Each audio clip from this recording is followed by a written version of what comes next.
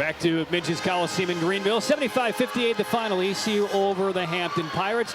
Patrick Keenis joined by one of the stars for the Pirates today, Tania Thompson. And Tania, 19 points in the game, 2 at halftime. Clearly you didn't like the 11 a.m. start, right? You prefer noon? Yeah, I prefer noon. Walk us through what Kim McNeil told you at halftime and what unlocked your offense in the second half. She told us we had to get back to playing our basketball, which is defense first, of course, and then getting out in transition. I think in the second half we did well at executing that. And your guards in the backcourt got you the basketball in scoring positions, either in transition or on some skip or reversals. Yes. What made that so profitable for you guys? Just being patient. I think sometimes Hampton, they sped us up throughout the game. So our biggest thing was just slowing down and getting our shots that we need.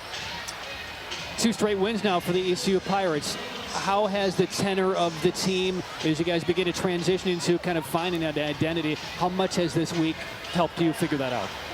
You know, in practice, we've been harping on, you know, not getting so overly happy about the one win we had, but just keep building and building wins, stacking them on top of each other. So we've been practicing offensively, defensively a lot in practice, so it's starting to show off in the court.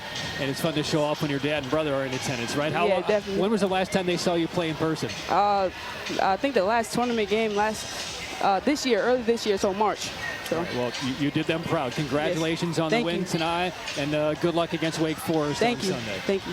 There's Tania Thompson, 19 points for ECU here today. 1 of 8 shooting in the first half. She comes alive in the second half, goes 6 of 8 in the second half. And Kim McNeil, head coach for ECU, about to join us as well after a 75-58 win over Hampton, which moves ECU now to 2-2. And Kim McNeil is now with us. First up, Coach, congratulations on the victory. What happened? The third quarter is becoming your big friend, is it not? Yeah, you know, first of all, I'd like to say thank you to Pitt County, you know, to be able to have this game every year. We missed it last year because of COVID, but the kids just bring so much energy, and I think it's just a great thing anytime you can get young kids on the college campus. Does it almost feel like things are returning mostly back to normal?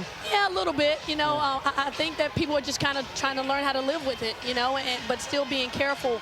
But yeah, you know, we won. Wins aren't easy. You know, I'm not happy with some things. But we'll take it and we'll keep trying to get better. 4 in double figures. You almost had another one. So big outings, not only by Thompson in the second half, but some of your key players in the first half. Chambers had a big game. Johnson had a big game. And Sania Johnson also played very well for you today. Yeah, you know, we thought they would go some zone. I didn't anticipate 40 minutes of zone. So I think it took us a little bit to get to understand how we needed to score, where we needed to get the ball in the zone in order to be successful. I thought probably around midway through the second quarter we did that. We got some touches inside of the paint, and then we started going to some ball screen actions in the second half and hitting some shots and finding our hot hands. So there's some good things we can take out of this game, and there's some things that we still got to get better at. You forced 23 turnovers of Hampton. That's pretty commonplace for you, but you were strategic in when you applied your pressure in the second half. Why? Certain lineups. You know, certain lineups I think work better for us in the press. And then we just got to be able to defend in the half court at times too, because we can still be aggressive and turn people over in the half court so we can get our legs, and maybe we'll shoot the ball a little bit better. But I think here going on out, we're going to pick and choose when we press and what lineups we have out there. When we talked after Monday's win against Gardner-Webb, you were still trying to figure out what the identity of the team was. What have you learned in the last 4 or 5 days about what the identity, what the persona of this squad is moving forward? Yeah, I think we got some people, you know, stepping forward and doing some good things. You know, the first 2 games we were really searching for some kids to step forward and show some consistency. I think in the last 2 games we've seen that. Obviously, Taz is playing well. Alexia Rose is coming off the bench and doing some really, really good things for us. You know, Morgan Mosley is stepping into her role. So we've got multiple people that are now stepping ahead and showing some growth and showing some consistency. And I think that's where we can get into our rotations better. I'm glad you brought up Alexia Rose because she had 8 assists here today. I'm sure you and your staff and her teammates see her court vision a lot during practice, yes? Yeah, you know, Tay, I call her our pit bull. You know, when she comes out, she brings a lot of energy. She's going to get after it defensively. You know, she wants to play fast. Her growth this year has been playing fast and under control.